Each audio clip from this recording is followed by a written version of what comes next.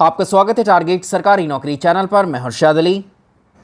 आज के इस क्लास में हम उत्तर प्रदेश स्पेशल में यूपी करंट अफेयर्स 2025 को डिस्कस करेंगे और हम उत्तर प्रदेश का जनवरी 2025 से लेकर जून 2025 तक यानी अंतिम 6 महीने के करंट अफेयर्स को यहाँ पर डिस्कस करेंगे।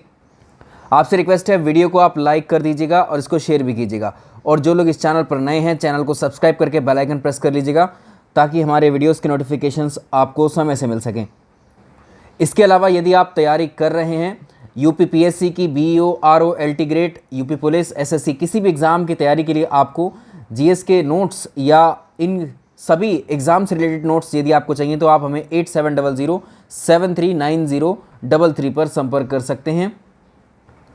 आज की हमारी उत्तर प्रदेश स्पेशल की ये क्लास इंपॉर्टेंट है यूपी पीएससी, आरओ एग्ज़ाम के लिए, यूपी पीसीएस 2025 के लिए और आने वाली जितनी भी परीक्षाएं उत्तर प्रदेश में होंगी तो यूपी स्पेशल में यूपी का करंट ज़रूर पूछा जाएगा। और यहाँ से मान करके चलिए इस पीडीएफ से या फिर इस क्लास से बहुत सारे प्रश्न आपको इस परीक्षा में देखने को मिलेंगे। तो चलिए शुरुआत करते हैं। आज का सबसे पहला बेहद महत्वपूर्ण प्रश्न देखते हैं और इस प्रश्न को आगे भी देखिए अगले वर्षों में भी पूछा जाता रहेगा। सवाल पहला देखेंगे आज का, उत्तर प्रदेश राज्य से संबंधित निम्नलिखित कथनों पर विचार कीजिए। पहला कथन है 19 जुलाई 2024 को उत्तर प्रदेश सरकार के आवास और शहरी नियोजन विभाग ने राज्य राजधानी क्षेत्र स्टेट कैपिटल रीजन के गठन की अधिसूचना जारी की है। जिस तरह से राष्ट्रीय स्तर पर दिल्ली और उसके आसपास के क्षेत्रों को मिलाकर के एनसीआर यानी राष्ट्रीय राजधानी क्षेत्र नेशनल कैपिटल रीजन में कन्वर्ट किया गया था, ठीक उसी प्रकार ये कार्य अब उत्तर प्रदेश में होगा। देखिए तो 19 जुलाई को इसकी अधिसूचना जारी की जा चुकी है। पहला कथन हमारा सही हो गया। कथन नंबर 2 देखेंगे, एससीआर यानी स्टेट कैपिटल रीजन के दायरे में उत्तर प्रदेश के कितने ज़िले शामिल किए गए हैं? उत्तर प्रदेश के 6 ज़िले और उन ज़िलों के नाम लखनऊ, हरदोई, सीतापुर, उन्नाव, रायबरेली, बाराबंकी ज़िलों का 27,826 वर्ग किलोमीटर क्षेत्रफल शामिल होगा। तो इसमें आप ध्यान रखिएगा कुल मिलाकर के 6 ज़िले शामिल किए गए हैं और ये 6 के 6 ज़िलों में लखनऊ और उसके आसपास, ठीक है। तो यहाँ पर लखनऊ, सीतापुर, बाराबंकी, उन्नाव, हरदोई, रायबरेली ये शामिल होंगे। उत्तर प्रदेश राज्य राजधानी क्षेत्र विकास प्राधिकरण का भी गठन किया गया है जिसका मुख्यालय लखनऊ में होगा। ये कथन भी सही हुआ। तो यहाँ पर हमारे तीनों कथन सही हो जाते हैं। इस प्रश्न से जुड़ी हुई जितनी जानकारी है वो हम और डिस्कस कर लेते हैं। देखिए यहाँ पर अगर आप देखें इन 6 ज़िलों को आप ज़रूर याद रखिएगा, लखनऊ, हरदोई, सीतापुर, उन्नाव, रायबरेली और बाराबंकी 6 ज़िले हैं जो कि उत्तर प्रदेश के राज्य राजधानी क्षेत्र में शामिल किए जाएंगे और इनका टोटल क्षेत्रफल आप देखेंगे तो 27,826 वर्ग किलोमीटर है। इसके अलावा यूपीएससीआरडीए जो संस्था बनाई गई है इसकी अध्यक्षता मुख्यमंत्री द्वारा की जाएगी और प्रदेश के मुख्य सचिव इसके उपाध्यक्ष होंगे। इंपॉर्टेंट फैक्ट है, ये भी यहाँ से पूछा जा सकता है। आइए सवाल नंबर नेक्स्ट देखें, निम्नलिखित में से कौन सा जिला उत्तर प्रदेश राज्य राजधानी क्षेत्र एससीआर में शामिल नहीं है? हमने 6 जिलों की अभी बात की थी। इसमें लखनऊ की हमने बात की, ऑप्शन में लखनऊ नहीं है। हरदोई है, ठीक है, हरदोई भी इसमें शामिल है। इसके अलावा सीतापुर इसमें शामिल है। इसके अलावा उन्नाव इसमें शामिल है, रायबरेली, बाराबंकी, लखनऊ। लेकिन कानपुर ध्यान रखिएगा, कानपुर जो है राज्य राजधानी क्षेत्र में इसमें शामिल नहीं है। तो उत्तर इसका कानपुर होगा। उत्तर प्रदेश का कौन सा क्षेत्र राष्ट्रीय राजधानी क्षेत्र यानी नेशनल कैपिटल रीजन में शामिल किया गया है? यहाँ पूछ रहा है एनसीआर के बारे में। तो एनसीआर में याद रखिएगा 3 राज्य आते हैं, 3 स्टेट्स आती हैं। कौन कौन सी स्टेट्स हैं उन स्टेट्स के नाम आप याद रखेंगे। नंबर 1 हरियाणा स्टेट आता है। इसके बाद यूपी और राजस्थान। एनसीआर में यदि आपको पूछे कि 3 राज्य हैं और 3 राज्यों के कितने कितने ज़िले शामिल हैं तो इसमें ध्यान रखिएगा एनसीआर में कुल 24 ज़िले शामिल होते हैं जिसमें सबसे ज़्यादा हरियाणा के 14 ज़िले हैं, यूपी के 8 ज़िले हैं और राजस्थान के 2 ज़िले शामिल हैं। तो कुल मिलाकर इन ज़िलों की संख्या एनसीआर में होती है 24। उत्तर प्रदेश के 8 ज़िलों में कौन कौन से आते हैं? मेरठ, गाज़ियाबाद, गौतम बुद्ध नगर, बुलंदशहर, बागपत, हापुड़, शामली और मुजफ्फरनगर। ऑप्शन में देखिए बरेली नहीं है, रामपुर नहीं है, मुजफ्फरनगर है, मुरादाबाद नहीं है। तो इसका सी उत्तर हो जाएगा। इस तरह से एलिमिनेट करना है। राजस्थान के केवल 2 ज़िले हैं, अलवर और भरतपुर। चलिए इसके बारे में काफ़ी जानकारी हो गई है। अब हम अगले प्रश्न की तरफ बढ़ते हैं। सवाल नंबर 2 बेहद इंपॉर्टेंट। उत्तर प्रदेश राष्ट्रीय राजधानी क्षेत्र स्टेट कैपिटल रीजन के बारे में ही एक और क्वेश्चन देखते हैं। 19 जुलाई 2024 को आवास और शहरी नियोजन विभाग ने उत्तर प्रदेश सरकार द्वारा राष्ट्रीय राजधानी क्षेत्र की तर्ज पर SCR के गठन के संबंध में एक अधिसूचना जारी की है। ठीक है, अधिसूचना के अनुसार SCR में कुल 6 जिले होंगे और जिनका कुल क्षेत्रफल 27,826 वर्ग किलोमीटर होगा। ये दोनों कथन हमारे ठीक हैं, इसका उत्तर सी हो जाएगा। अगला सवाल देखें, उत्तर प्रदेश राज्य वन विभाग रिपोर्ट 2024 पर निम्नलिखित कथनों पर विचार करिए। बड़ा इंपॉर्टेंट क्वेश्चन है ये भी। उत्तर प्रदेश का राजकीय पक्षी सारस क्रेन है। यहाँ तक ठीक है, भारत में सारस क्रेन की सबसे बड़ी आबादी उत्तर प्रदेश में पाई जाती है, ये कथन ठीक हुआ। उत्तर प्रदेश राज्य वन विभाग 2024 की ग्रीष्मकालीन रिपोर्ट के अनुसार राज्यों में सारस पक्षियों की कुल आबादी बढ़ करके 19,918 हो गई है। देखिए ये वाला जो डेटा है ये भी ठीक है, उत्तर प्रदेश में सारस क्रेन की संख्या इतनी है 2024 की रिपोर्ट के अकॉर्डिंग। सारस पक्षी को वन्यजीव संरक्षण अधिनियम 1972 की अनुसूची 1 में शामिल किया गया है। सारस क्रेन की यदि हम बात करें तो देखो ये अनुसूची 1 में शामिल नहीं है बल्कि अनुसूची 4 में शामिल है। ये किस में शामिल किया गया है? अनुसूची 4 में इसको शामिल किया गया है। और ये दुनिया का सबसे ऊंचा उड़ने वाला पक्षी, ये ठीक है। सारस पक्षी को 2014 में उत्तर प्रदेश का राज्य पक्षी घोषित किया गया था, ये ठीक है। तो ये पूरा ओवरऑल अगर आप देखें तो ये स्टेटमेंट गलत हो जाएगा, केवल इसमें यही ठीक है। तो इसके लिए जो है केवल 1 और 2 ठीक है इसमें। अब देखो तीसरा कथन गलत है इसमें, क्योंकि सारस पक्षी जो है वन्यजीव संरक्षण अधिनियम की अनुसूची 4 में शामिल किया गया है, ना कि सूची 1 में, ठीक है। और ये ठीक है बात कि सारस पक्षी दुनिया का सबसे ऊंचा उड़ने वाला पक्षी है। 10 जुलाई 2024 को एक रिपोर्ट आई थी उत्तर प्रदेश के वन विभाग की। इसके द्वारा जारी नवीनतम 2024 के ग्रीष्मकालीन आंकड़ों के अनुसार राज्य पक्षी सारस की कुल आबादी राज्य में बढ़कर 19,918 हो गई, जो पिछले वर्ष की तुलना में 396 की वृद्धि को दर्शाता है। और सारस पक्षी की सबसे कम संख्या उत्तर प्रदेश में इटावा वन प्रभाग में है, जो 3289 है, जो पिछले वर्ष की तुलना में 500 ज़्यादा है। अब देखो हापुड़ और पालिया खीरी में सबसे कम संख्या 2 दर्ज की है। मऊ राज्य के 10 वन प्रभागों में अगर आप देखेंगे तो इसमें इटावा में 3289, मैनपुरी में 2945, शाजापुर में 1212, इतनी संख्या सारस की यहाँ दर्ज की गई। तो ध्यान रखिएगा सारस पक्षी वन्यजीव अभयारण्य की वन्यजीव संरक्षण अधिनियम की अनुसूची 4 में शामिल है और उत्तर प्रदेश में पाए जाने वाले सारस पक्षी की सबसे बड़ी आबादी उत्तर प्रदेश में ही है। सारस को 2014 में उत्तर प्रदेश का राजकीय पक्षी या घोषित किया गया था। सवाल अगला देखेंगे, उत्तर प्रदेश स्थापना दिवस के संबंध में निम्नलिखित कथनों पर विचार कीजिए। पहला कथन है, उत्तर प्रदेश स्थापना दिवस की शुरुआत साल 1950 में की गई थी, जब संयुक्त प्रांत का नाम बदलकर उत्तर प्रदेश कर दिया गया था। पहला कथन यहाँ पर ठीक होगा, देखिए क्योंकि उत्तर प्रदेश का नाम संयुक्त प्रांत से बदलकर उत्तर प्रदेश करा गया था 24 जनवरी 1950 में किया गया था ये कार्य, 24 जनवरी 1950। तो पहला कथन ये ठीक होता है, ठीक। अगला देखेंगे, राज्य सरकार द्वारा इस दिवस को एक भव्य उत्सव के रूप में मनाने की घोषणा पहली बार 2018 में की गई थी, ये वाला कथन भी ठीक है। इसके अलावा उत्तर प्रदेश स्थापना दिवस 2025 का जो थीम है विकास और विरासत, प्रगति के पथ पर उत्तर प्रदेश, तो इसका तीसरा कथन भी ठीक है। स्थानीय उद्योगों और शिल्प को बढ़ावा देने के लिए वर्ष 2018 में ही पहले स्थापना दिवस समारोह के दौरान एक जिला एक उत्पाद वन डिस्ट्रिक्ट वन प्रोडक्ट योजना की शुरुआत की गई थी, तो इसमें ये भी ठीक हो जाएगा। तो यहाँ पर उत्तर में आप नोट कर लीजिएगा 1, 2, 3 और 4, तो इसमें डी उत्तर हमारा सही हो जाएगा। एक और सवाल देखें, निम्नलिखित कथनों में से 2 कथन दिए हुए हैं। कथन 1 है, उत्तर प्रदेश के सोनभद्र जिले के कैमूर फॉरेस्ट रेंज को भालू अभयारण्य बियर सेंचुरी के रूप में विकसित किया जा रहा है, ये बात ठीक है। आगे चलेंगे, भारत में भालू की कई प्रजातियां संकटग्रस्त हैं और IUCN की रेड लिस्ट में असुरक्षित श्रेणी में शामिल है। बिल्कुल, क्योंकि इसको सुरक्षा नहीं है इसलिए इसको सुरक्षा देने के लिए अब क्या किया गया है, एक तरीके से सोनभद्र का जो कैमूर फॉरेस्ट रेंज है इसको बियर सेंचुरी घोषित किया गया। तो इसमें ठीक हो जाएगा इसका ए और आर दोनों सत्य हैं, आर ए की सही व्याख्या है। क्वेश्चन नंबर नेक्स्ट देखिए, निम्नलिखित में से कौन सा कथन सही है। बुंदेलखंड उत्तर प्रदेश और मध्य प्रदेश की सीमा में स्थित एक भौगोलिक और सांस्कृतिक क्षेत्र है। ये बात बिल्कुल ठीक है। बुंदेलखंड का जो एरिया है वो उत्तर प्रदेश और मध्य प्रदेश की बाउंड्री वाला जो क्षेत्र है वो शामिल है इसमें। तो बुंदेलखंड में उत्तर प्रदेश के 7 जिले, जिसमें झांसी, जालौन, ललितपुर, महोबा, हमीरपुर, बांदा और चित्रकूट से मिलकर के बना एक अर्ध शुष्क क्षेत्र है। ये बात भी सही है।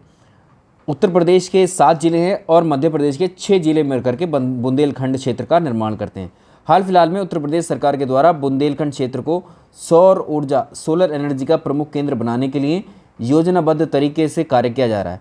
तो इसके जो बुंदेलखंड के झांसी, ललितपुर, चित्रकूट में सबसे बड़े सोलर पार्क को 9000 एकड़ में विकसित किया जा रहा है। क्या ये बात ठीक है?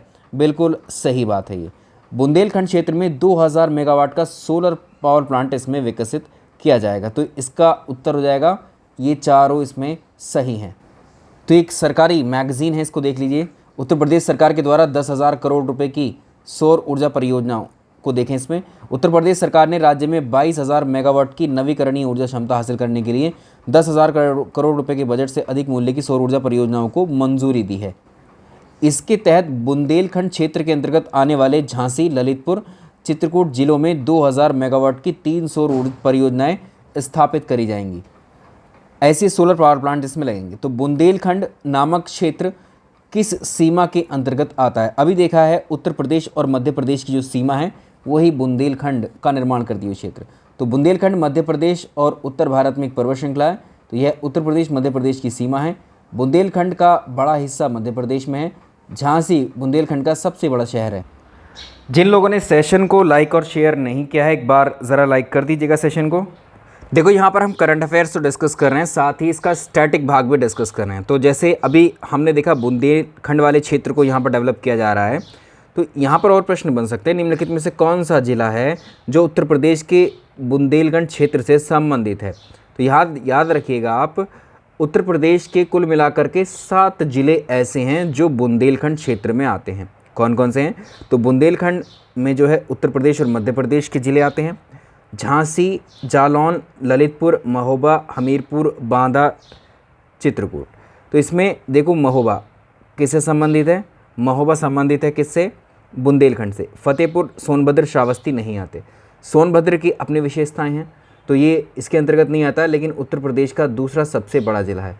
सोनभद्र भारत का एकमात्र ज़िला है जो 4 राज्यों से बाउंड्री शेयर करता है, मध्य प्रदेश, छत्तीसगढ़, झारखंड और बिहार। सोनभद्र जिला एक औद्योगिक क्षेत्र है। इसमें बॉक्साइट जैसे खनिज आदि यहाँ पर पाए जाते हैं।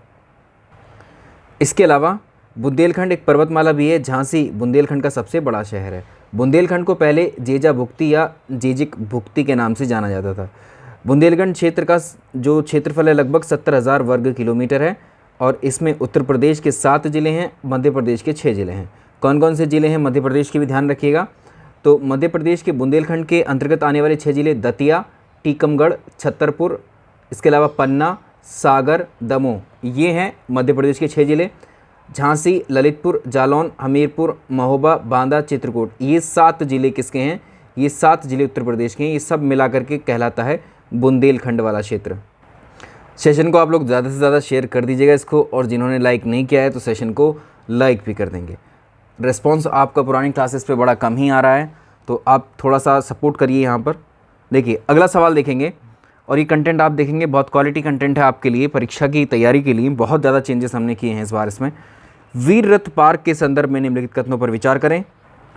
देखिए, इसमें वीर रथ पार्क से संबंधित कुछ कथन हैं।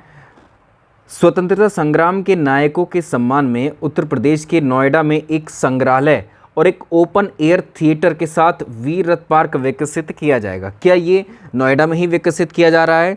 ये बात बिल्कुल सही है। तो नोएडा, ग्रेटर नोएडा जो एक्सप्रेस वे है, इसके पास एक गांव है नलगढ़, ठीक है। नलगढ़ गांव में 32 स्वतंत्रता सेनानी हुए हैं, उनकी विरासत को संरक्षित करने के लिए और प्रदर्शनी के लिए इसको स्थापित किया जा रहा है। तो ग्रेटर नोएडा, नोएडा एक्सप्रेसवे के पास जो नलगढ़ गांव है, इसके सेक्टर 145 में शहीदों की याद में वीर रथ पार्क बनाया जाएगा। नलगढ़ गांव शहीद भगत सिंह, राजगुरु, सुखदेव, सुभाष चंद्र बोस, आज़ाद हिंद फौज के कर्नल सिंह की शरण स्थली रहा है। ये तीनों कथन हमारे बिल्कुल ठीक हुए, तीनों कथन सत्य हुए।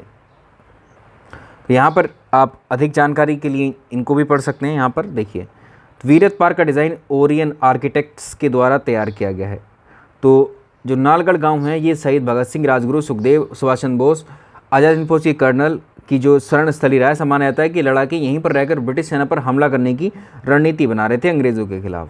और ये पार्क 22 एकड़ भूमि पर बनाया जाएगा। और कुल कितने स्वतंत्रता सेनानियों की मूर्तियाँ स्थापित होंगी यहाँ? 32। अगला महत्वपूर्ण प्रश्न देखें, उत्तर प्रदेश में बन रहे बायोप्लास्टिक पार्क के संदर्भ में निम्नलिखित कथनों पर विचार कीजिए। उत्तर प्रदेश सरकार के द्वारा लखीमपुर खीरी जिले के कुंभी गांव में बायोप्लास्टिक पार्क स्थापित किया जाएगा, ये बात सही है।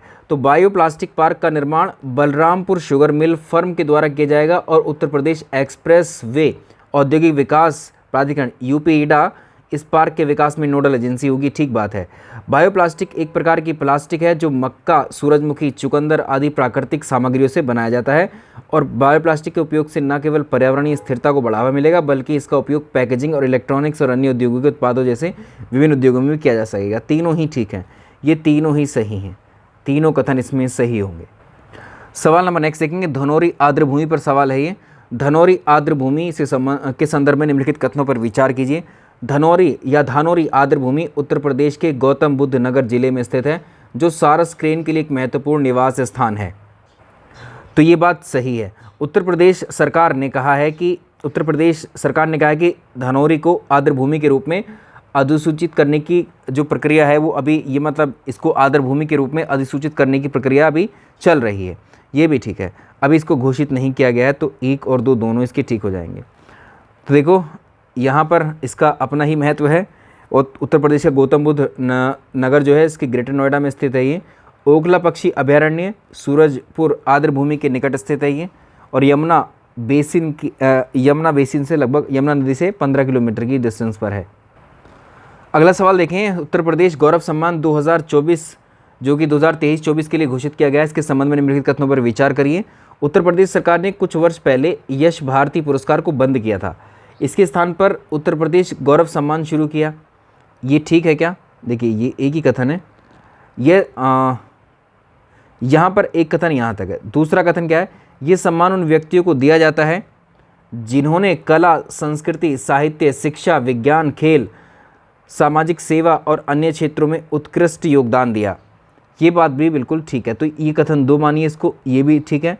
2024 में वैज्ञानिक डॉक्टर ऋतु करीधल श्रीवास्तव और उद्यमी नवीन तिवारी, इनको इस सम्मान से सम्मानित किया गया है, ये भी ठीक है। और इस सम्मान के अंतर्गत 21 लाख रुपए की नगद राशि मिलती है और साथ ही एक अंगवस्त्र और एक ताम्रपत्र। तो इसमें 21 लाख की जगह पर 11 लाख की राशि मिलती है। तो इसमें केवल 3 ही ठीक है, केवल 1, 2 और 3 ही सही होंगे, चौथा गलत। तो इस प्रश्न से संबंधित कई सारे मतलब क्वेश्चंस बन सकते हैं आराम से। तो ध्यान रखिएगा 2024 के प्राप्तकर्ता कौन है? डॉक्टर ऋतु करीधल श्रीवास्तव, नवीन तिवारी। अब डॉक्टर ऋतु करीधल के बारे में भी जान लीजिए, बहुत इंपॉर्टेंट है। लखनऊ की प्रख्यात वैज्ञानिक हैं ये, इन्हें रॉकेट वुमेन ऑफ इंडिया के नाम से भी जाना जाता है। और जो चंद्रयान मिशन था उसमें इन्होंने बड़ी महत्वपूर्ण भूमिका निभाई थी, जिसमें इस मिशन की निदेशक थीं। नवीन तिवारी कानपुर के प्रसिद्ध उद्यमी हैं, फोर्ब्स और फॉर्च्यून जैसी प्रतिष्ठित पत्रिकाओं के कवर पर नियमित रूप से दिखाई देते हैं और इन मोबी नामक मोबाइल एडवर्टाइजिंग प्लेटफॉर्म के संस्थापक भी हैं। ये तो होगी 2024 वाले की। अब उत्तर प्रदेश में साल 2025 के लिए जो जैसे कि अपना 76वां स्थापना दिवस सेलिब्रेट किया, तो इस दिन 1950 में अगर आप देखेंगे, ये तो होगी इसकी बैकग्राउंड की बात। इस अवसर पर उत्तर प्रदेश गौरव सम्मान 2025 में घोषणा की गई 2024 के अवार्ड्स की। तो इसमें कुल मिलाकर के 6 व्यक्तियों को सम्मानित करने की बात की गई है, ठीक है। तो 2024 के भी हमने देख लिया, 23 का भी हमने देख लिया। तो इसमें कृष्णकांत शुक्ल हैं, हिमांशु गुप्ता है, मनीष वर्मा है, कृष्णा यादव है, कर्नल सुभाष देशवाल हैं, जय सिंह हैं। ये 6 लोग हैं जिनको 2025 में उत्तर प्रदेश गौरव सम्मान से सम्मानित किया गया है। तो केला उत्पादन में योगदान देने के लिए डॉक्टर जय सिंह को, और कर्नल सुभाष देशवाल को कृषि उद्यमी के तौर पर, महिला उद्यमी के तौर पर कृष्णा यादव को कृषि दलित उद्यमी के तौर पर, ठीक है। तो ये इनके विषय हैं या आप इनके क्षेत्र मान सकते हैं। कृषि भारत 2024 मेला से संबंधित कथनों पर विचार करिए। कृषि भारत मेला पहली बार उत्तर प्रदेश में लखनऊ में 15 से 18 नवंबर तक वृंदावन योजना मैदान में आयोजित किया गया था। इसका उद्देश्य किसानों को आधुनिक कृषि तकनीकों से जोड़ना था, ये बात सही है। प्रदेश में कृषि और पशुपालन के क्षेत्र में नई तकनीकों को बढ़ावा देने के लिए और उत्पादन बढ़ाने के लिए आयोजित किया गया था। ये दोनों ही कथन ठीक होंगे हमारे।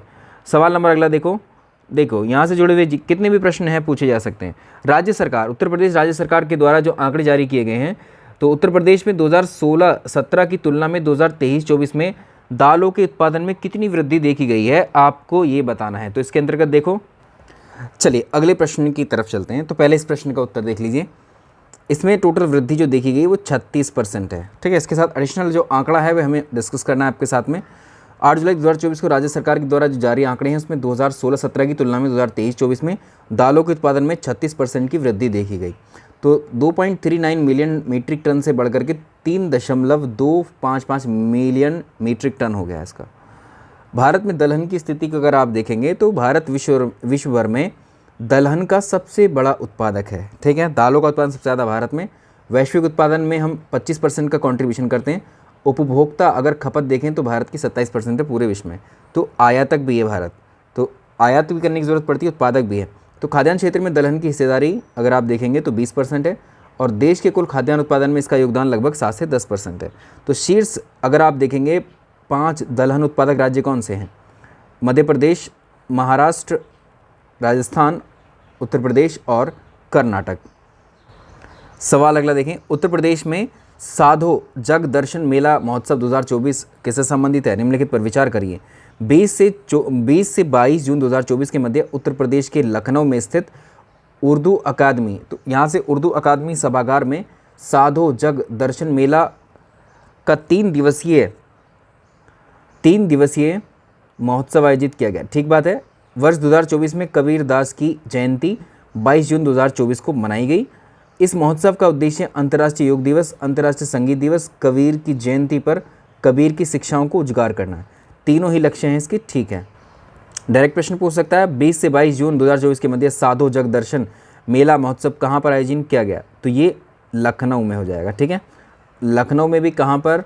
देखो, लखनऊ में उर्दू अकादमी सभागार में। चलिए नए प्रश्न की तरफ आते हैं। चलिए अगला प्रश्न देखेंगे।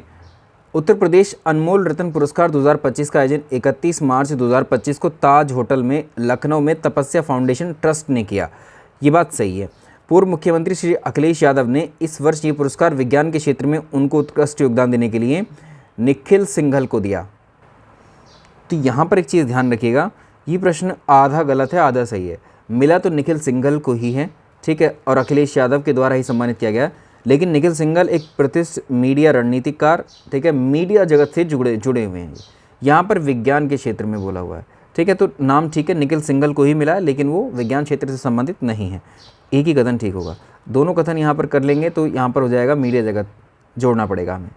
महाकुंभ पर एक प्रश्न लेते हैं। महाकुंभ की धार्मिक और ऐतिहासिक पृष्ठभूमि, निम्नलिखित कथनों पर विचार करें। महाकुंभ एक प्राचीन हिंदू तीर्थ यात्रा है जो प्रत्येक 12 वर्ष में केवल हरिद्वार में आयोजित की जाती है। अब देखो, जो महाकुंभ है वो 12 वर्ष में तो आता है, लेकिन ये केवल, यहाँ पर केवल शब्द का इस्तेमाल किया, केवल हरिद्वार में नहीं, ये 4 पवित्र स्थानों पर होता है। प्रयागराज में, हरिद्वार, नासिक, उज्जैन में बारी बारी से 4 साल में, बारी बारी में इन चारों शहरों में होता है, रोटेशन में। तो पहला ठीक नहीं हुआ हमारा, पहला गलत। तो यहाँ पर जो आंसर्स है उनको करेक्ट कर लीजिएगा। ठीक है, पहला हुआ गलत। यहाँ पर ऐसा माना जाता है कि कुंभ मेले का उद्भव पौराणिक कथा समुद्र मंथन से जुड़ा है, जब अमृत कलश से अमृत की कुछ बूंदें पृथ्वी पर गिरी थीं। और ये पृथ्वी पर जो है 4 जगह ये बूंदें गिरी थीं। ठीक है, इन्हीं 4 जगहों पर आज महाकुंभ का आयोजन होता है। ये बात ठीक है। महाकुंभ 2025 का आयोजन उत्तर प्रदेश में प्रयागराज में गंगा, यमुना और पौराणिक सरस्वती नदियों के संगम पर किया गया था। ये भी ठीक है। 2017 में महाकुंभ को यूनेस्को द्वारा मानवता की अमूर्त सांस्कृतिक विरासत की सूची में शामिल किया गया था। ये ठीक है। तो इसमें 2, 3, 4 ही ठीक रहेंगे। 2, 3, 4 ठीक है, यहाँ ठीक कर लीजिएगा इसको। यहाँ पर 2, 3, 4 सही रहेगा। अमूर्त विरासत पे प्रश्न पूछ सकता है। 2025 तक भारत की अमूर्त सांस्कृतिक विरासत में 15 स्थल शामिल हैं। याद रखिएगा, 15 स्थल में से महाकुंभ भी एक स्थल के रूप में, त्यौहार के रूप में यहाँ शामिल है इस अमूर्त विरासत लिस्ट में। अमूर्त विरासत लिस्ट पर एक स्टैटिक प्रश्न आराम से पूछा जा सकता है, इसको भी हमें जानना चाहिए। अमूर्त सांस्कृतिक विरासत क्या होती हैं? ऐसी प्रथाएं होती हैं, ऐसी अभिव्यक्तियाँ होती हैं, ऐसा ज्ञान या ऐसा कौशल होता है जिन्हें समुदाय या समूह या कभी कभी व्यक्ति अपनी सांस्कृतिक विरासत के भाग के रूप में पहचानते हैं। तो ऐसी विरासत से जुड़े हुए उपकरण हो सकते हैं, वस्तुएं हो सकती हैं, कला आकृतियाँ हो सकती हैं, सांस्कृतिक स्थान हो सकते हैं। 2025 तक अभी तक अमूर्त सांस्कृतिक विरासत की सूची में 15 स्थल शामिल किए गए हैं। कौन कौन से हैं? अगर पहला स्थल पूछा है, ये भारत के स्थल हैं, पहला स्थल पूछा जाए तो यह कुट्टियाट्टम को शामिल किया गया। केरल का एक सांस्कृतिक रंगमंच है, थिएटर है ये कुट्टियाट्टम, 2008 में सबसे पहले इसी को शामिल किया गया। वैदिक जप या वैदिक जो मंत्रोच्चार है, इसकी परंपरा को, ये एक मौखिक साहित्य है, पूरे भारत में इसको जो है एक तरीके से प्रैक्टिस किया जाता है। तो ये 2008 में, तो 2008 में तीन परंपराओं को जो है इसमें शामिल किया गया था। रामलीला, जिसमें कि रामायण का पारंपरिक प्रदर्शन होता है रामलीला के अंतर्गत। संपूर्ण भारत में अगर आप देखेंगे तो उत्तर भारत में मुख्यतः फोकस रहता है। ठीक, 3 तो ये हो गए। अगला है रम्माण, ये भारत के गढ़वाल हिमालय का धार्मिक त्यौहार है, उत्तराखंड में। छऊ, तो इनके एरिया में कभी कभी मैचिंग के लिए भी पूछ सकता है इसमें। अगला है कालबेलिया, ये एक लोकगीत है, राजस्थान का लोकगीत और नृत्य भी है।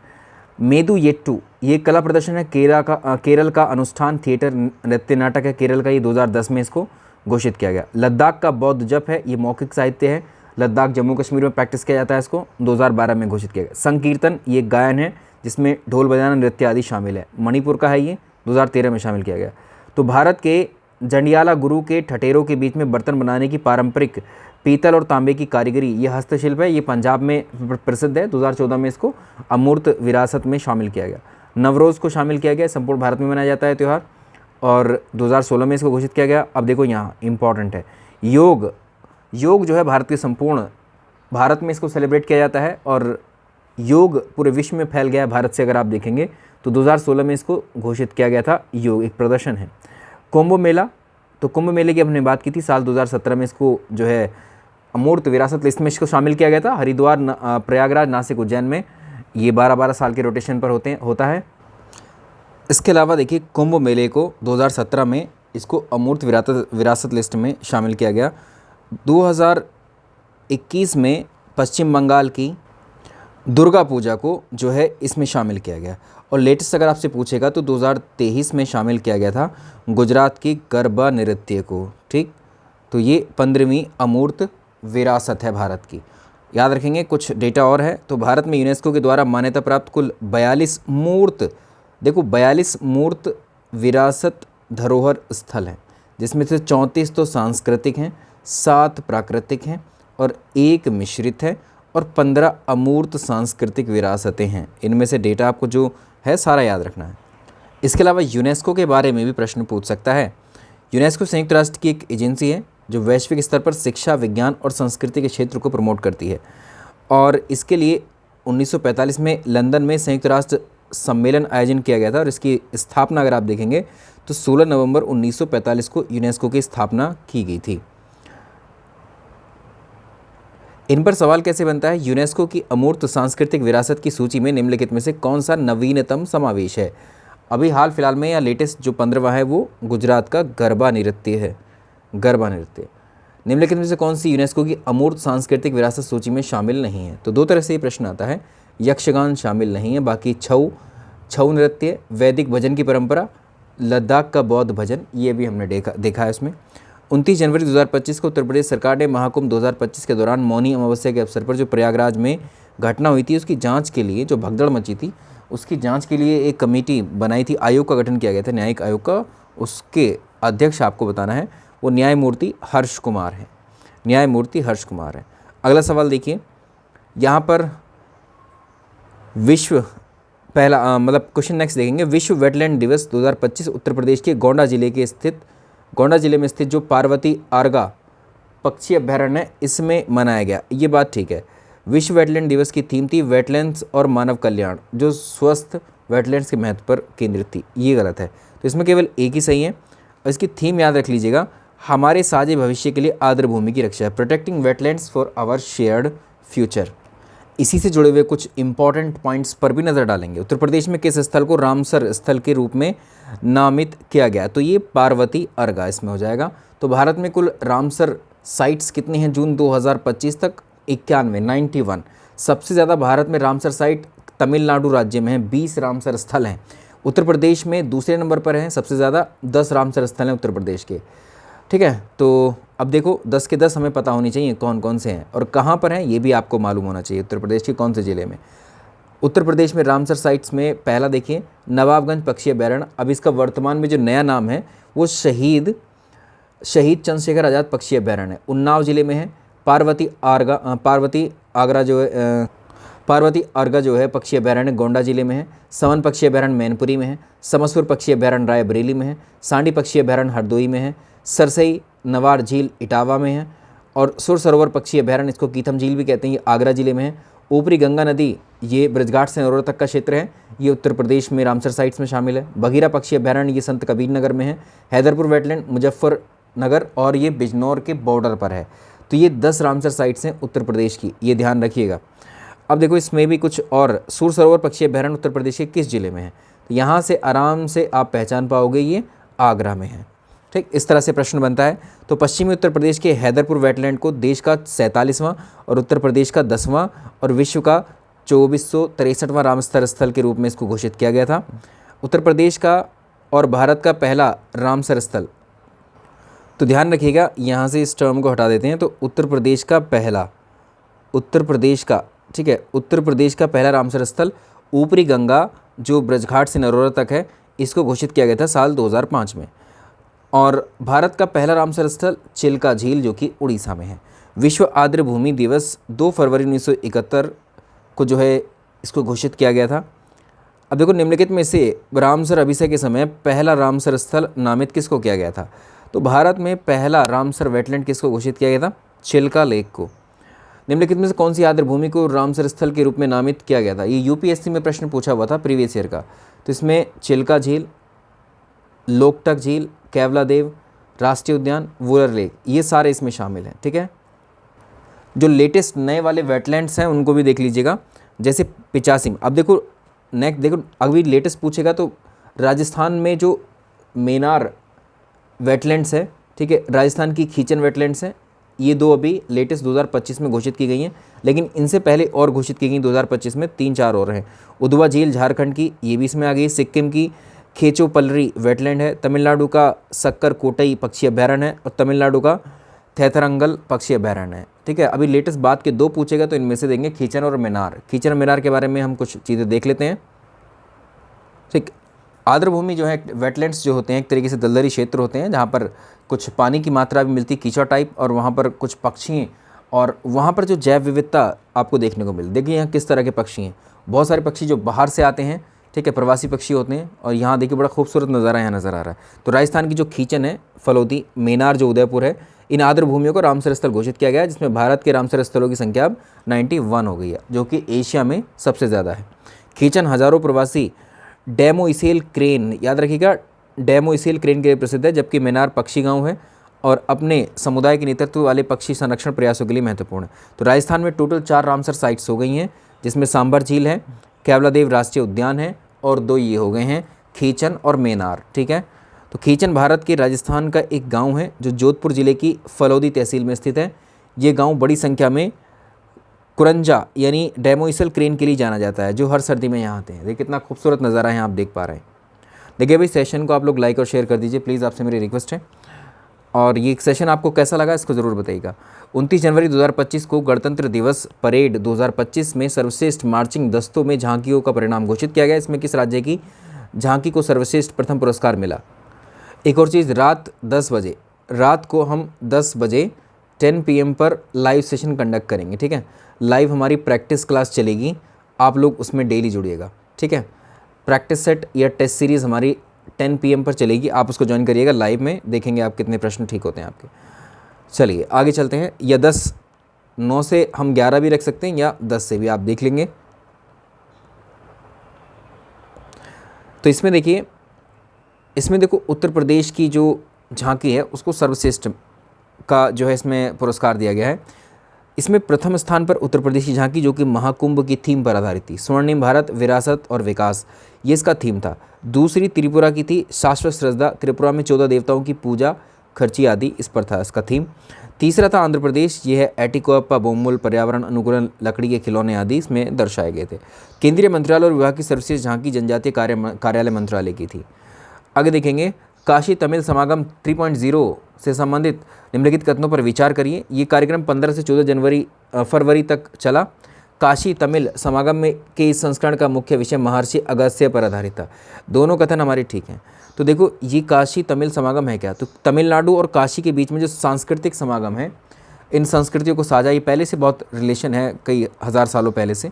इसको डेवलप करने के लिए काशी तमिल संगम या संगमम की जो है एक तरीके से आयोजन किया जाता है उत्तर प्रदेश के वाराणसी में। 2022 में पहला किया गया था। तो अभी डेट याद रखिएगा, 3.0 का जो आयोजन किया गया है वो फरवरी 15 से लेकर 14 फरवरी के बीच में किया गया, वाराणसी में किया। इसका थीम क्या था, ऋषि अगस्त्य की विरासत। आगे चलते हैं। काशी जो तमिल संगम है 2022 से शुरू हुआ था और इसका आयोजन भारत सरकार के शिक्षा मंत्रालय के द्वारा किया जाता है। तमिलनाडु और वाराणसी के बीच सदियों पुराने संबंधों का जश्न मनाने के लिए पहली बार 19 नवंबर 2022 को प्रधानमंत्री मोदी जी के द्वारा इसका उद्घाटन किया गया था।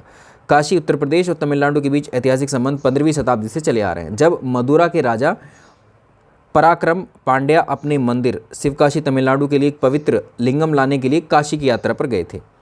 अब देखो इसको कराने के लिए नोडल मंत्रालय कौन सा है, शिक्षा मंत्रालय अभी बात की है, और उत्तर प्रदेश सरकार के सहयोग से ये हो रहा है।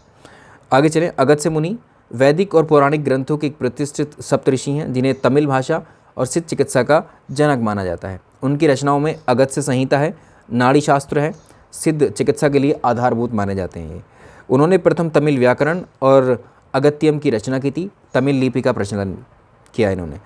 अगला प्रश्न देखिए, सवाल नंबर नेक्स्ट। संयुक्त राष्ट्र वैसाख दिवस समारोह से संबंधित कथनों पर विचार करिए। उत्तर प्रदेश के सारनाथ स्थित पवित्र बुद्ध अवशेषों को मई 2025 में वियतनाम में आयोजित संयुक्त राष्ट्र वैसाख दिवस समारोह के अवसर पर प्रदर्शित किया जाएगा। ये बात ठीक है। ये कार्यक्रम भारत सरकार के संस्कृति मंत्रालय और अंतर्राष्ट्रीय बौद्ध परिसंघ के सहयोग से आयोजित किया जा रहा है। दोनों ही कथन ठीक हैं। तो इसमें याद रखिएगा संयुक्त राष्ट्र वैसाख दिवस का जो मतलब यहाँ पर है, तो ये वैसाख दिवस बौद्ध धर्म में सबसे पवित्र दिन माना जाता है, क्योंकि इस दिन महात्मा बुद्ध का जन्म हुआ, उनको ज्ञान की प्राप्ति हुई, महापरिनिर्वाण की घटना भी यही हुई, तो ये उनकी स्मृति में मनाया जाता है। तो संयुक्त राष्ट्र महासभा ने 15 दिसंबर 1999 को एक प्रस्ताव पारित किया और इसे अंतर्राष्ट्रीय दिवस के रूप में घोषित कर दिया। क्लियर हुआ? तो ध्यान रहेगा, ठीक है। इस साल का थीम पूछ सकता है मानव गरिमा के लिए, एकता और समावेशिता के लिए बौद्ध दृष्टिकोण। अगला बड़ा महत्वपूर्ण प्रश्न देखें, अंतर्राष्ट्रीय बौद्ध परिसंघ का हेडक्वार्टर कहाँ पर है? दिल्ली में। आपसे पूछे तो दिल्ली में। क्लियर? चलिए नेक्स्ट देखिए। ये प्रश्न भी बहुत खासा इंपॉर्टेंट है। भारतीय वायुसेना ने 2 मई 2025 को गंगा एक्सप्रेसवे पर एक फ्लाई पोस्ट लैंडिंग अभ्यास किया, और जिसमें रात के संचालन की क्षमता का भी प्रदर्शन किया गया। देखिए ये ठीक बात है। भारतीय की वायुसेना ने, एयरफोर्स ने गंगा एक्सप्रेसवे जो बन रहा है अभी, इस पर एक फ्लाई पास्ट और लैंडिंग अभ्यास किया था, जिसमें रात के समय अगर फाइटर प्लेन्स को उतारने की ज़रूरत पड़े तो वहाँ पर लैंड किया जा सकता है। ये अभ्यास उत्तर प्रदेश के शाजापुर जिले में स्थित जो 3.5 किलोमीटर की लंबी एयर स्ट्रिप है, इस पर आयोजित किया गया था। यह एक्सप्रेसवे पर दिन और रात दोनों के समय लड़ाकू विमानों के लिए पहली रनवे सुविधा है। ये ठीक बात है। इस अभ्यास में केवल मिराज 2000, सुखोई 30 MKI जैसे लड़ाकू विमान शामिल थे। इसमें और भी विमान शामिल थे, खाली केवल ये नहीं थे। इसमें केवल शब्द का प्रयोग किया हुआ है। 1 और 2 ठीक है। अब देखो इसमें हम थोड़ी सी जानकारी लेंगे। इसमें देखो गंगा एक्सप्रेसवे पर फ्लाई पोस्ट लैंडिंग अभ्यास किया गया। इसमें Rafale, Sukhoi 30, Mirage 2000, MiG 29, Jaguar C-130J और super Hercules AN-32, MI-17 V5 helicopter जैसे विमान शामिल थे। इस अभ्यास का मुख्य उद्देश्य रात के समय लड़ाकू विमानों की लैंडिंग और टेक ऑफ की क्षमता का प्रदर्शन करना था। ठीक है, ये इस तरह का पहला अभ्यास हुआ। ठीक है, तो इसमें क्या है, वायुसेना ने उत्तर प्रदेश के शाजापुर में 3.5 किलोमीटर लंबी एयर स्ट्रिप पर विमान उड़ान और लैंडिंग के अभ्यास किए। ये देश का पहला एयर स्ट्रिप होगा जिसे लड़ाकू विमानों के लिए दिन और रात दोनों के लिए लैंडिंग के लिए तैयार रहना पड़ेगा। गंगा एक्सप्रेसवे उत्तर प्रदेश का पहला एक्सप्रेसवे है जो रात के समय लैंडिंग की सुविधा भी प्रदान करता है। इससे और प्रश्न देख लेते हैं कौन से हैं। तो 2 मई 2025 को भारतीय वायुसेना ने गंगा एक्सप्रेसवे पर फ्लाई पोस्ट लैंडिंग का अभ्यास किया। गंगा एक्सप्रेसवे की एयर स्ट्रिप किस जिले में स्थित है जहाँ पर यह अभ्यास हुआ? शाजापुर में। ठीक है, अभी इसमें एक प्रश्न और बन सकता है कि भारत का सबसे लंबा एक्सप्रेसवे कौन सा है। अभी देखो निर्माणाधीन है, दिल्ली मुंबई एक्सप्रेसवे निर्माणाधीन है, ये सबसे लंबा एक्सप्रेस बनेगा जो 1350 किलोमीटर लंबा है। और कई सारे इसमें राज्य जोड़ेगा, दिल्ली, हरियाणा, राजस्थान, मध्य प्रदेश, गुजरात, महाराष्ट्र जैसे 6 राज्यों से गुजरेगा। 8 लेन चौड़ा होगा इसमें और 12 लेन तक बढ़ाया जा सकता है। तो 2027 तक इसके ओपनिंग के जो है मतलब समय है इसका। एक और प्रश्न लेते हैं, स्टैटिक प्रश्न बनाते हैं। गंगा एक्सप्रेसवे उत्तर प्रदेश का सबसे लंबा एक्सप्रेसवे है जो मेरठ से प्रयागराज तक फैला है। तो गंगा एक्सप्रेसवे बिल्कुल ठीक बात है, ये उत्तर प्रदेश में सबसे लंबा एक्सप्रेसवे है, मेरठ से प्रयागराज तक 594 किलोमीटर लंबा है।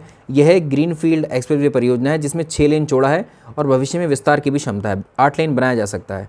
इस एक्सप्रेसवे पर शाहजहाँपुर जिले में एक 3.5 किलोमीटर लंबी हवाई पट्टी बनाई गई है जिसका उपयोग आपातकालीन स्थिति में नागरिक और सैन्य विमानों द्वारा किया जा सकता है। तो इसमें तीनों ही कथन हमारे ठीक हो जाएंगे, बहुत इंपॉर्टेंट है। तो यहाँ देखिए गंगा एक्सप्रेसवे अगर आप देखें तो कुल मिलाकर के 594 किलोमीटर लंबा है।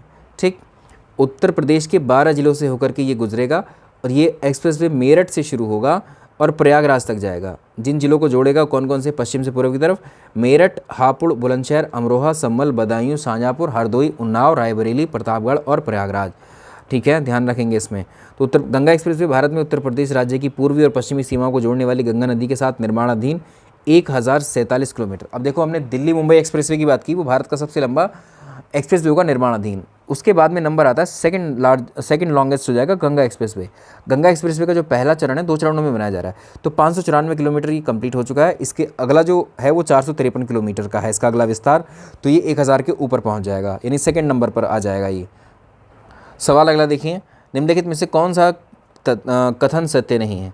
उत्तर प्रदेश में स्थापित की जाने वाली नई सेमीकंडक्टर यूनिट HCL फॉक्सकॉन द्वारा संयुक्त रूप से डेवलप की जा रही, ठीक बात है। यह संयंत्र यमुना एक्सप्रेसवे औद्योगिक विकास प्राधिकरण नीडा के पास जेवर के एयरपोर्ट के पास बनाई जा रही, ठीक है। इस संयंत्र की डिज़ाइन आउटपुट 2000 वेफर्स प्रति माह है, यही गलत है। इस नई सेमीकंडक्टर यूनिट में 3700 करोड़ रुपए की निवेश है, ये ठीक है। इसको देखिए, सही उत्तर है इसका। अब यहाँ पर एक चीज़ आप ध्यान रखिएगा, देखो सेमीकंडक्टर जो है, बहुत सारे देश ऐसे हैं जो सेमीकंडक्टर के उत्पादन में बहुत आगे हैं, और जो सेमीकंडक्टर उत्पादन में आगे होते हैं, आप मान के चलिए जितने भी इलेक्ट्रॉनिक आइटम हम इस्तेमाल कर रहे हैं, इवन फ़ोन, मोबाइल, कंप्यूटर, ये सब सेमीकंडक्टर से ही चलते हैं। सेमीकंडक्टर्स के ही सर्किट्स बने होते हैं सभी के अंदर, और इसमें हम जो है अपनी जो है भारत के अंदर 6 प्लांट यूनिट लगा चुके हैं, 6 इसके प्लांट लगा चुके हैं जो मैन्युफैक्चरिंग प्लांट होंगे यहाँ, इन चिप्स को, सेमीकंडक्टर को डेवलप करेंगे, भारत में ही बनाएंगे। तो ये बड़े गर्व की बात है, हमारे देश में इस तरह का विस्तार हो रहा है। अब हम टेक्नोलॉजी या उद्योगों की तरफ बड़ी तेज़ी से शिफ्ट कर रहे हैं। 14 मई 2025 को केंद्रीय मंत्रिमंडल ने इंडिया सेमीकंडक्टर मिशन है इसके तहत एक और सेमीकंडक्टर यूनिट की स्थापना को मंजूरी दी है। अब देखो 6ठी यूनिट जो लगी है वो उत्तर प्रदेश में लगी, तो यूपी के करंट से जुड़ेगा ही। तो यमुना एक्सप्रेसवे के पास जेवर एयरपोर्ट है, इसके नज़दीक इसको स्थापित किया जा रहा है। इस संयंत्र में mobile phone, laptop, automobile, PC, अन्य डिवाइसों के जो डिस्प्ले ड्राइवर्स हैं, वो चिप्स वगैरह हैं, तैयार होंगी। भारत में स्थापित की जा रही 6ठी सेमीकंडक्टर यूनिट होगी। 5 कहाँ पर है, इनको भी देखेंगे। तो उत्तर प्रदेश में जो ये यूनिट है, इसको HCL और फॉक्सकॉन लगा रही है, और उत्तर प्रदेश सरकार ने इसके समर्थन में यूपी सेमीकंडक्टर नीति 2024 की भी शुरुआत की थी। अब इसमें देखिए, देश का 6ठा सेमीकंडक्टर प्लांट उत्तर प्रदेश के जेवर में स्थापित। 5 कौन कौन सी हैं? पहली है अहमदाबाद, गुजरात के अहमदाबाद में जो सानंद है, सानंद जिसको माइक्रोन टेक्नोलॉजी अमेरिका की कंपनी इसको स्थापित कर रही। ये सब निर्माणाधीन है, याद रखिएगा। गुजरात में ही धुलेरा में है power chip semiconductor manufacturing corporation, Taiwan की कंपनी है टाटा इलेक्ट्रॉनिक्स, ये मिलकर के बना रही हैं। मोरीगांव, असम के मोरीगांव में Tata semiconductor assembly and test private limited ये बना रही है असम के अंदर। CG पावर और जापान की एक रेनेसा इलेक्ट्रॉनिक कॉर्पोरेशन है, थाईलैंड की स्टार्स माइक्रो इलेक्ट्रॉनिक्स है, ये भी गुजरात के सानंद में इसको बना रही है। भारतीय कंपनी कैनस सेमीकॉन प्राइवेट लिमिटेड, ये भी अहमदाबाद के सानंद में ये लगा रही है। तो सानंद में याद रखिएगा 1, 2, 3 प्लांट सानंद में है, एक असम में है, एक हो जाएगा अब लेटेस्ट वाला HCL और फॉक्सकॉन लगा रही है, कहाँ पर? ये उत्तर प्रदेश के जेवर में स्थापित कर रही है इसको। क्लियर? सेमीकंडक्टर को हम लोग बोलते हैं अर्धचालक। अर्धचालक एक ऐसे सामग्री को हम कहेंगे जिसमें इलेक्ट्रिकल कंडक्टिविटी उसकी, जो हमारे कंडक्टर्स होते हैं जैसे मेटल्स होती हैं, धातुएं होती हैं, और जो इंसुलेटर या कुचालक होते हैं उनके बीच में होती है, ठीक है। तो इसमें तापमान, प्रकाश और वोल्टेज में कुछ परिवर्तन या अशुद्धियाँ करके इनको विद्युत संचालन के लायक बनाया जाता है। और जितने भी आजकल के इलेक्ट्रॉनिक डिवाइसेस आप देख रहे हैं, डिजिटल डिवाइसेस, उन सब में सेमीकंडक्टर्स का ही प्रयोग होता है, इन चिप्स का ही प्रयोग होता है जो सेमीकंडक्टर्स की बनी होती हैं, ठीक है। तो ये नियंत्रणीय चालकता जो अर्धचालकों को ट्रांजिस्टर बनाने में, डायोड, सोलर सेल, इन सब में इसका इस्तेमाल हो रहा है। और देखो सबसे प्रयुक्त जो सेमीकंडक्टर्स हैं, याद रखिएगा सबसे ज़्यादा प्रयुक्त किए जाने वाले जो सेमीकंडक्टर्स में सिलिकॉन है, जर्मेनियम है और गैलियम आर्सेनाइड है, जिनका उपयोग व्यापक रूप से आईसी यानी माइक्रोचिप्स बनाने में किया जाता है। आगे चलते हैं। तो अर्धचालकों की जो चालकता है, कंडक्टिविटी है, तापमान जैसे बढ़ता है वो बढ़ेगी, जिससे वे थर्मिस्टर और तापमान सेंसर जैसे तापमान निर्भर उपकरणों के लिए प्रयुक्त किए जाते हैं। अर्धचालक परम शून्य ताप पर विद्युत रोधी के रूप में भी कार्य करते हैं, लेकिन तापमान बढ़ने पर विद्युत का संचालन भी शुरू करते हैं। भारत सेमीकंडक्टर मिशन की शुरुआत 2021 में हुई थी, ठीक है, डिजिटल इंडिया कॉरपोरेशन के तहत किया गया था। अब देखो अगला सवाल पर आते हैं। सवाल नंबर नेक्स्ट देखिए, निम्नलिखित कथनों पर विचार कीजिए। और इसमें फिल्म सिटी का निर्माण ग्रेटर नोएडा के सेक्टर 21 में यमुना एक्सप्रेसवे के किनारे पर किया जा रहा है। ठीक बात है। यह कुल 1000 एकड़ में फैली होगी, जिससे उत्तर भारत की सबसे बड़ी फिल्म सिटी कहा जाएगा। दोनों कथन सत्य हुए। इसके कुछ खास बिंदु हैं जो हमें याद रखने हैं। उत्तर प्रदेश को डेवलप किया जा रहा है पर्यटन के तौर पर या अलग अलग तरीके से इसको, तो फिल्म उद्योग के रूप में भी उत्तर प्रदेश की फिल्म नीति 2023 में आई थी। इसमें कुछ 4-5 बिंदु हमें जो याद रखने हैं। एक तो अगर कोई व्यक्ति या कोई डायरेक्टर अवधी, ब्रज, बुंदेली और भोजपुरी इन 4 क्षेत्रीय भाषाओं में कोई फिल्म बना रहा है, ठीक है, तो उसकी जो भी कुल लागत आएगी उसमें 50% सरकार का रहेगा, मतलब 50% सरकार सब्सिडी प्रदान कर देगी उसको तुरंत ही। हिंदी फिल्मों के लिए अगर उत्तर प्रदेश की फिल्म सिटी में आकर हिंदी फिल्मों का निर्माण किया जाएगा, तो उसमें जो है जो भी खर्चा, अगर 100 रुपये का खर्चा आ रहा है तो 25 रुपये का खर्चा, यानी 25% सब्सिडी सरकार देगी, उत्तर प्रदेश सरकार। उत्तर प्रदेश में अपनी शूटिंग का अगर कम से कम 50% दिन पूरे करते हैं तो इसमें 1 करोड़ की सब्सिडी मिलेगी। यदि कोई फिल्म 2/3 हिस्सा शूटिंग उत्तर प्रदेश में पूरी करती है, अधिकतम 2 करोड़ रुपये की सब्सिडी इसमें मिलेगी। देखो कितना प्रोत्साहन दिया जा रहा है। सवाल अगला देखें, निम्नलिखित कथनों पर विचार करिए। भारतीय प्रौद्योगिकी संस्थान IIT BHU वाराणसी के स्कूल ऑफ बायोकेमिकल इंजीनियरिंग की एक रिसर्च टीम है, इसको फॉरेंसिक हैकाथॉन में 2025 में सीट सम्मान प्राप्त हुआ है। ठीक बात है। ये पुरस्कार केंद्रीय गृह मंत्री द्वारा नई दिल्ली में जो विज्ञान भवन है इसमें दिया गया है। इस टीम को ग्लाइकोन आधारित फॉरेंसिक तकनीक विकसित की इसने, जो जैविक तरल पदार्थों के आधार पर सटीक आयु का अनुमान लगाती है। इसे DNA के बिना किसी भी व्यक्ति के सही आयु का अनुमान लगाया जा सकता है। तो इसमें सारे तीनों के तीनों कथन सत्य हैं हमारे। आगे देखेंगे अगला इंपॉर्टेंट सवाल, निम्नलिखित कथनों पर विचार करिए। उत्तर प्रदेश के 3 क्षेत्रीय ग्रामीण बैंकों, एक आर्यवर्त बैंक है, प्रथमा बैंक है, बड़ौदा यूपी बैंक है, इनका विलय करके इनको मर्ज किया है एक साथ, जिसका नाम अब रख दिया उत्तर प्रदेश ग्रामीण बैंक। ठीक बात हुई। यह बैंक भारत सरकार के वित्त मंत्रालय की अधिसूचना के तहत 1 मई 2025 से अस्तित्व में आई। ठीक है। इस नवगठित बैंक का मुख्यालय लखनऊ में स्थापित किया जाएगा। इसका संचालन बैंक ऑफ बड़ौदा करेगी। तीनों ठीक हुए हमारे। ठीक है, तो यहाँ चेंज कर लेंगे 1 2 3 इम्पॉर्टेंट है। तो देखो उत्तर प्रदेश ग्रामीण बैंक के बारे में देखें तो इसको वित्तीय समावेशन, एकीकृत प्रबंधन, बेहतर ग्राहकों की सेवाएं सुनिश्चित करना था इसका उद्देश्य। और ये नया बैंक भारत सरकार के वित्त मंत्रालय के अधीन 1 मई 2025 से शुरू होगा, यानी इसी अभी पिछले महीने के करंट अफेयर्स हम डिस्कस कर रहे हैं। इस नवगठित बैंक का क्षेत्राधिकार उत्तर प्रदेश के 26 जिलों तक विस्तारित होगा, जिसमें कुल 22 क्षेत्रीय कार्यालयों के माध्यम से किया जाएगा। इस नवगठित बैंक का मुख्यालय लखनऊ में स्थापित किया जाएगा। इसका संचालन बैंक ऑफ बड़ौदा करेगी। चलो कुछ एडिशनल प्रश्न भी देख लेते हैं। उत्तर प्रदेश सरकार ने प्रयागराज के कुंभ 2025 में महाकुंभ मेले की किस अवधि के लिए राज्य का 76वां जनपद महाकुंभ मेला जनपद को घोषित किया था? आप जानते हैं जो उत्तर प्रदेश में कुल जिले कितने हैं, भौतिक जिले कितने हैं, 75 हैं, और अभी 76वां जिला महाकुंभ मेले जनपद को घोषित किया था। तो ये कब से किस अवधि तक रहा था? 75। अब जो है 4 महीने तक रहा था ये, 1 दिसंबर से 31 मार्च तक। उत्तर प्रदेश सरकार ने 8 राज्य के 8 आकांक्षी जिलों में पायलट प्रोजेक्ट के तौर पर नारी अदालतें शुरू की हैं, और कौन से जिले इसमें शामिल नहीं हैं? नारी अदालतों के लिए आप ये जिले याद रखिएगा, बलरामपुर, बहराइच, श्रावस्ती, चंदौली, चित्रकूट, फतेहपुर, सिद्धार्थनगर, सोनभद्र जिलों में ये शुरू की जाएंगी।